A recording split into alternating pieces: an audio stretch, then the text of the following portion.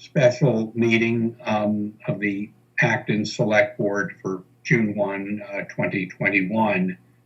The town of Acton, in response to the coronavirus pandemic, is currently following the guidance from the Acton Board of Health, the Massachusetts Department of Public Health, and the CDC. This meeting will be streamed online on the ActonTV YouTube live channel, and audio will be broadcast live on the radio on WAEM 94.9. To participate remotely from a computer, use the link to join the public meeting, actonma.gov/meeting/BOS, or from a phone dial 646-876-9923 and enter webinar ID 503-918-785. Telephone users may dial *9 to request to speak. Computer and app users may use the raise the hand feature to request to speak. Any word on Jim, John? Okay. So it's just one brief item to discuss the Acton Leadership Group ALG plan. At the Finance Committee meeting on Tuesday night that David was at with me, the Finance Committee voted to their recommendation was to apply the double count on the $454,000 solely to property tax relief. So what that is, as Charlie Cadillac properly corrected us, it's not taxing to the max under 2.5. The maximum increase would be between 2.2 and $2.3 million. By applying the full $454,000 in the double count, it would reduce the maximum amount by $454,000. The school committee was on board with that approach. Dean and I, in meeting with John and Steve on Wednesday morning, just in our typical regular prep session for the ALG meeting, said just to keep with unanimity, we were, okay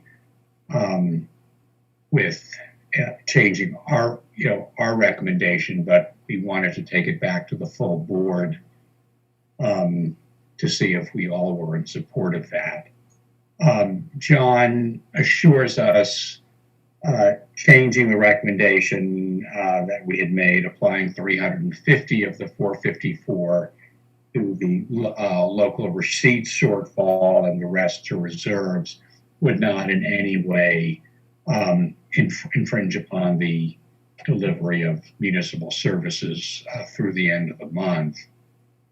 So do you have anything to add to that, John? I think your one concern was that if the local receipts number by the end of the month is less than the projected amount, that would be the number we'd have to use for 2022. Yes, the DOR only allows us to budget revenues for what we received in the prior year. So if we're off target in 21, we may need to relook at what we're budgeting for 22, but not to the extent that I would be worried about the overall financial health of the operation next year. It would be, I think, the conservative, extra conservative approach is what we had initially recommended.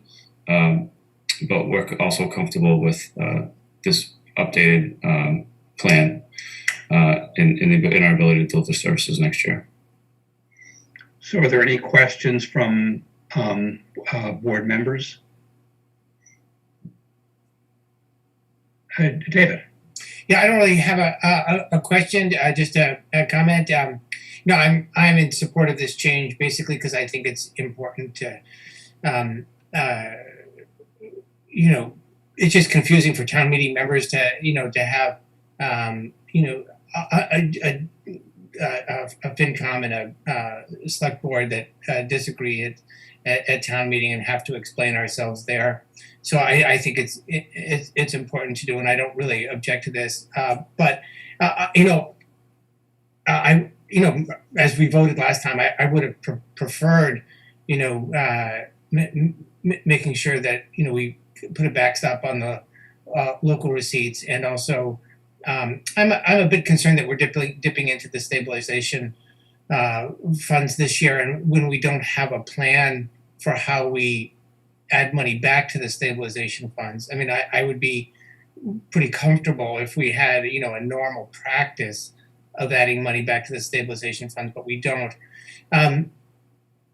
Having said that, we can't make such a policy in the next week or something. So I think this is an okay thing to do, and it's very nice not to increase taxes on the residents as much as we would have. So anyway, so slight concerns, but no objection from me. Okay, yeah. Dean? Yeah, I think it's, I mirror a lot of what David said. It'd be nice if we could have put the money someplace else, but not taxing people as much as we possibly can is sort of a nice thing to do too. So, give the taxpayers a break this time around. John? I'm good with the plan. Yeah, I'm fine. Okay, so then if we could have a motion then to change our position on the use of the double counted $454,000 from applying it first to $350,000 in local receipts and the balance to reserves, to applying it all to tax relief by decreasing the amount of the 2.5 increase by $454,000. So moved. Thank you, John. Is there a second? Second. Second, Dean. Is there any further discussion? Okay, so David, if you call the roll, please.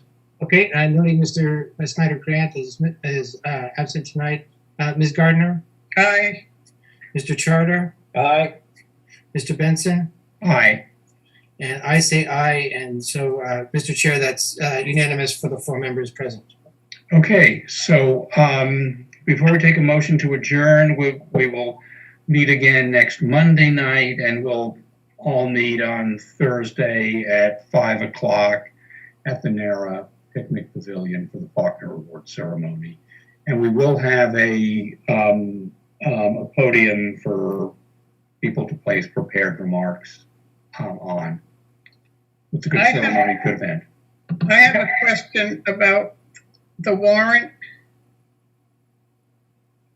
In Article 3, there's money for the dog park, and then the citizen petition is later.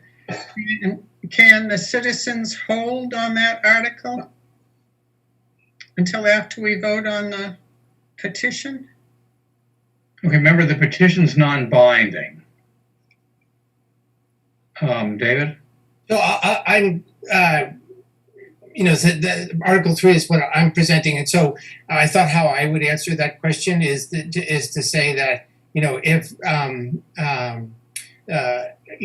based on the advice of that article, if the select board decided not to put a dog park there, we just wouldn't expend those funds, right? So and that happens in other circumstances as well. So we those funds would be appropriated and never expended, and so eventually they'd return to free cash. Okay. So with nothing else, can I have a motion to adjourn? So move. Okay, is there a second? David. So I'll call the roll, please. Ms. Gardner, Aye. Mr. Charter, Aye. Mr. Benson, Aye. and I also say aye. So we're adjourned. Okay, see you Thursday. Bye. Thank you for being available. And John, you'll just communicate. He's gone.